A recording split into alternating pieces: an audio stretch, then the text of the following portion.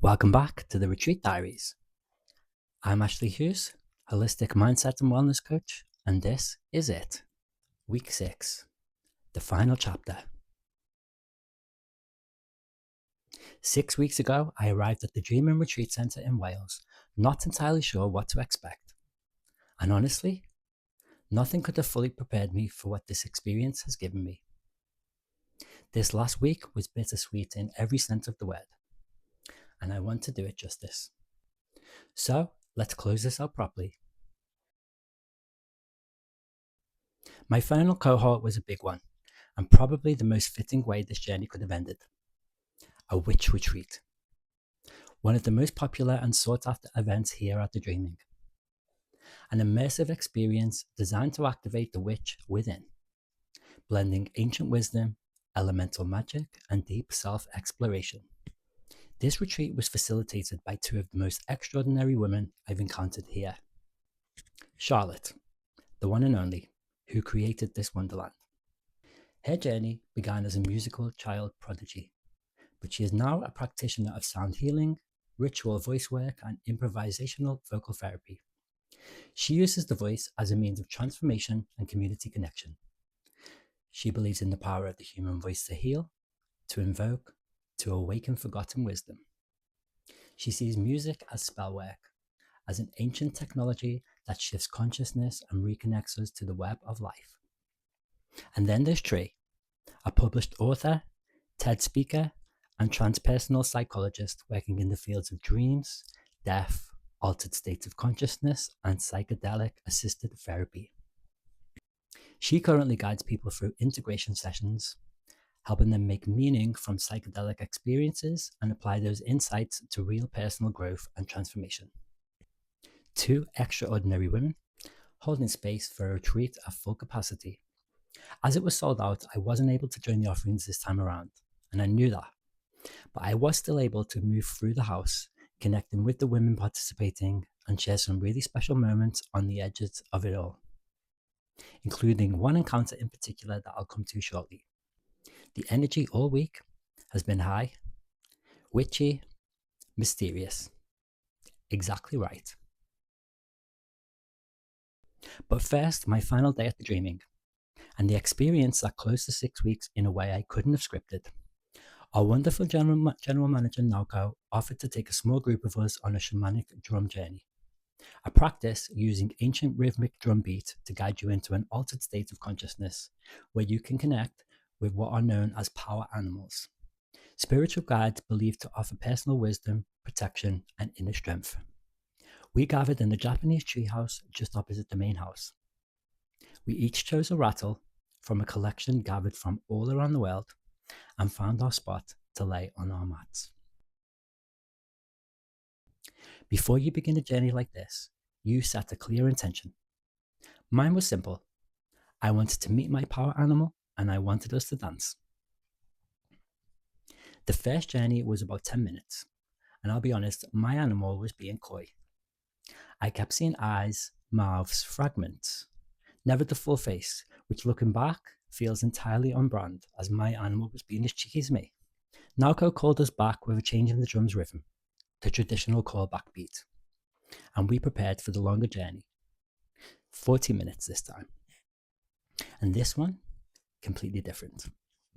My animal revealed itself fully, and true to my intention, we danced together. Shook our hips, threw some moves.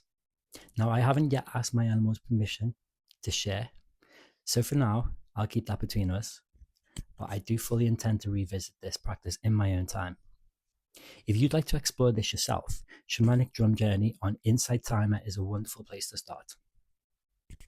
And a very special thank you to Naoko, who gifted me the rattle I used and connected with during the journey. Her own Zuni Bear rattle from New Mexico. I am so deeply grateful for the kindness and generosity. And the people.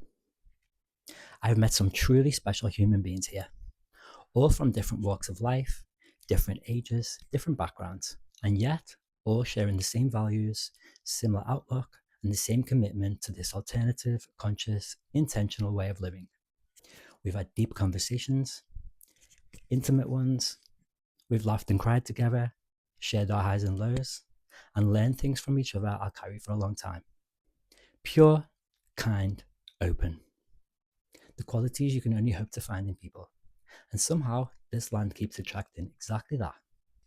I feel genuinely blessed to have been connected to these new friends. And I know this is just the beginning of those relationships. And now, the second unexpected counter of this whole journey. Because apparently, the universe wasn't done with me yet. During the final week, I got talking with one of the retreat guests, a lovely woman called Joanne. I was telling her about life after the dreaming, friends living abroad, maybe I was going to visit Ibiza, Portugal, Australia. And that's when she paused and revealed she has clairvoyant abilities. She went quiet for a moment. Then she said, Thailand is on the way to Australia, isn't it? Smiling, she said it again. Thailand. Now here's why that stopped me in my tracks. When I first arrived at the Dreaming back in April, I came across a tarot reading reel that I saved because it mentioned 3 significant locations for my star sign this year: Wales, Morocco, and Thailand. I am sat here in Wales right now, and Thailand just came through unprompted from a complete stranger with no prior knowledge of my plans. Just like Kerry and the Oracle past life reading last week, I cannot ignore this. These aren't coincidences to me. These are messages, confirmations. The universe finding increasingly creative ways to make sure I'm paying attention. Do you believe in chance meetings? Or do you think some people arrive in our lives as spiritual messengers?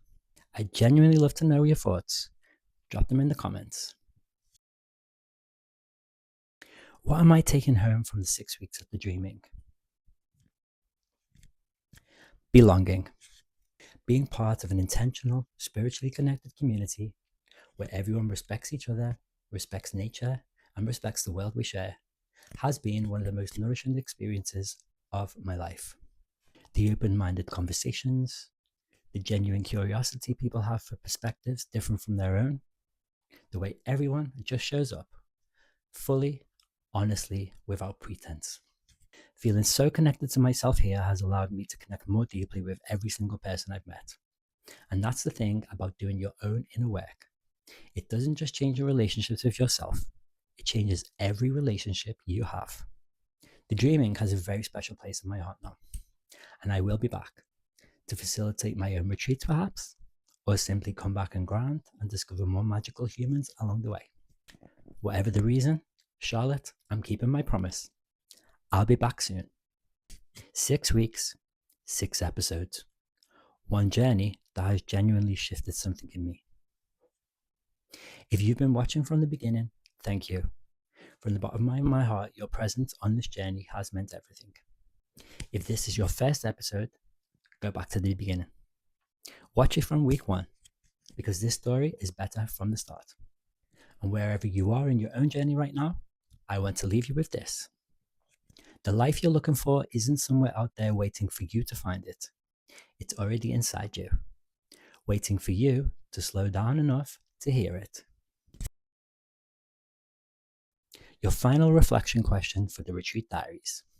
If you gave yourself full permission to live exactly as you're called to, what would change first? I've been Ashley Hughes. This has been the Retreat Diaries. And this is not an ending, it's an integration. Take care of yourselves. Until next time.